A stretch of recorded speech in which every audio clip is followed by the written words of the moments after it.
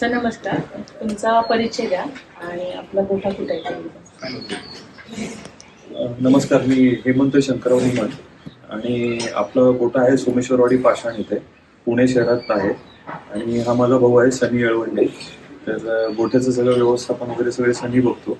गोठ्याबद्दल जी काय माहिती वगैरे जी काय असेल तर हा माझ्यापेक्षा हा तुम्हाला जास्त सांगेल. तुमचे किती गाई वगैरे आहेत?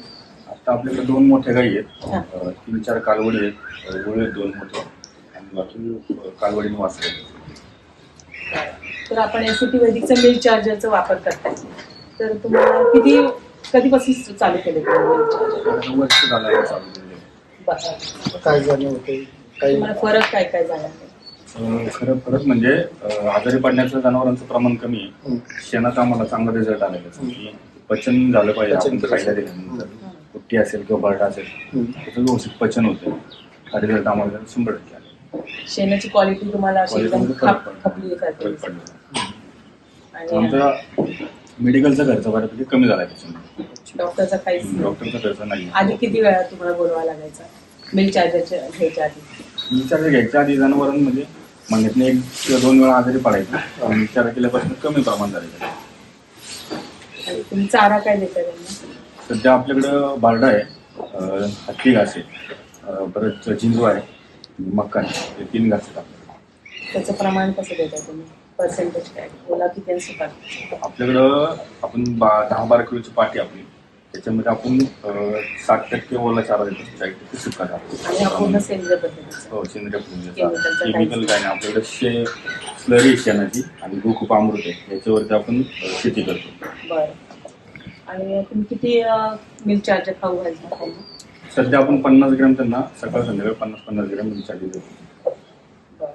आणि याचं SNF आणि तुम्ही फॅट्स वगैरे चेक केलंय का? आधी चेक केलं होतं त्यावेळेस 5-5.5 फॅट होता. चेक नाही केलं. चेक केल्यानंतर फॅट कळेल किती. आणि दुधाचा तुम्हाला फरक आणि गोडवा कसा वाटतो सर? दुधाच्या गोडव्यामध्ये फरक आहे. फरक आधीच्या आणि आताच्या दुधामध्ये भरपूर फरक आहे. तुमचे घरचे सगळे दूध आवडीनं पितात, हा फरक तुम्हाला खूप मोठा झाला? गिरायकाची कोणती आम्ही जरी गिरायकाला दूध दिलं तरी गिरायकाची तक्रार नसते. दुधात फरक वगैरे. मागणी वाढली का सर तुमच्या दुधाची?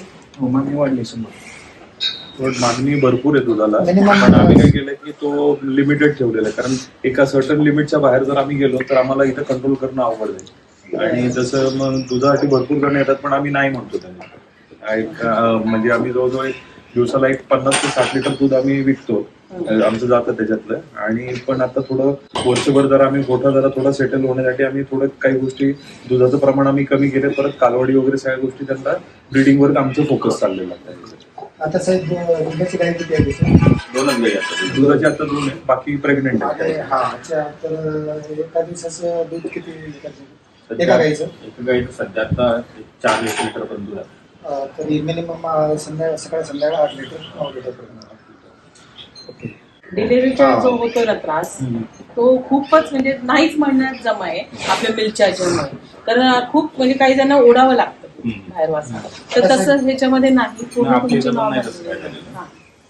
आणि म्हणजे तुमच्या जे कस्टमर आहेत त्यांनी दुधावरची साय वगैरे असं काही तुम्हाला फीडबॅक दिलाय का की त्या साईपासून मिळणारं तूप ह्याचे काही फीडबॅक तुमच्याकडे आले? अजून तरी नाहीये, पण दुधाची चांगली क्वालिटी असते सगळ्यांचं म्हणणं. दुधाच्या क्वालिटीत काही फरक नाहीये.